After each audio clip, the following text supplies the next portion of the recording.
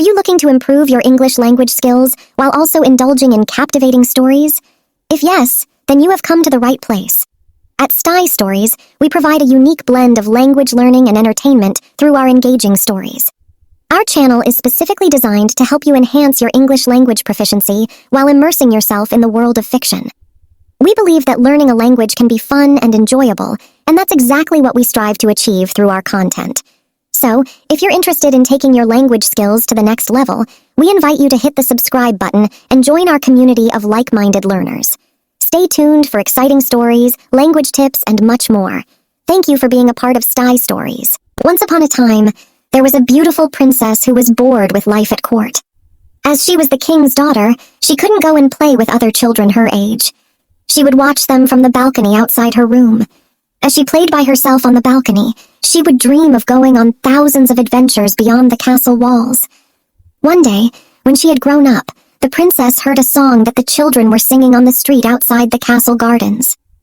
The king will sleep and will not wake until the early morning of San Juan. This song surprised the princess so much that she called over to one of the little girls. "What are you singing?" the princess asked. "It's a story our mother tells us before we go to sleep," the little girl replied. "Please tell it to me," said the princess. The little girl told her the story. "My mother says that there's a king in a castle far away from here. He has been placed under a spell and spends the whole year sleeping. He only wakes up in the early morning of San Juan's Day. If no one waits beside his bed, he goes back to sleep until the next year. He will remain under the spell until he meets a princess and marries her." The princess was fascinated by this story. She asked how far away the mysterious castle was. The little girl replied, "I don't know, but my mother says that to get there, you have to wear out a pair of ironed shoes." So the princess ordered that a pair of iron shoes would be made for her. She insisted that they be beautiful yet tough. When she received the shoes, she put them on and walked to a magical forest that no man had ever dared to enter. A kind old woman appeared in a clearing and asked where she was going. The princess replied, "I'm looking for the palace of the sleeping king who won't wake up until the early morning of San Juan. Do you know where it is?" The old woman didn't know anything about that place, but she suggested that her child, the sun, could help. "But be careful. I worry you may come to harm when you see him. He's very grumpy," the old woman warned. In spite of the warning, the princess insisted on going home with the old woman. Despite her bravery, when she heard the sun approach the house, the princess was frightened, and she hid in a wardrobe. The sun cried out, "I smell a human and I want some." "Quiet," said his mother. "There is a poor young girl here. She is looking for the castle that belongs to the sleeping king who will not wake until the early morning of San Juan. I thought you might know how to help her." "I've never heard anyone speak of the castle or the king, although I think my sisters, the stars, would probably know about it," the sun replied. Exhausted from her journey, the princess went straight to sleep without any dinner. She stretched out and slept on top of a table. Her hunger woke her the next morning. The old woman prepared a delicious breakfast that the young princess devoured as the stars arrived one by one. The stars were incredibly tired from their night of work. The princess asked every one of them about the story, but not one of them had heard of the sleeping king. The stars suggested that the wind might know better. He was always going from place to place. After breakfast, the princess went on her way again. She soon met another old woman who asked where she was going with those strange iron shoes on her feet. "I'm looking for the castle of the sleeping king who won't wake until the early morning of San Juan," the princess said. This old woman had no idea where the castle was either. "Maybe my son, the wind, can tell us where it is.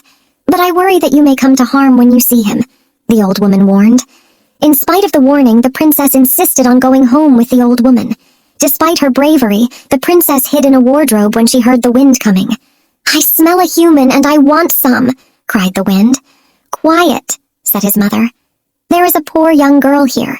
She is looking for the castle that belongs to the sleeping king, who will not wake until the early morning of San Juan. I thought you might know how to help her." "If she exits through the door on the other side of our house, she will arrive there," said the wind. The princess went out the side door as the wind had said. After walking for a bit, she discovered that she was barefoot.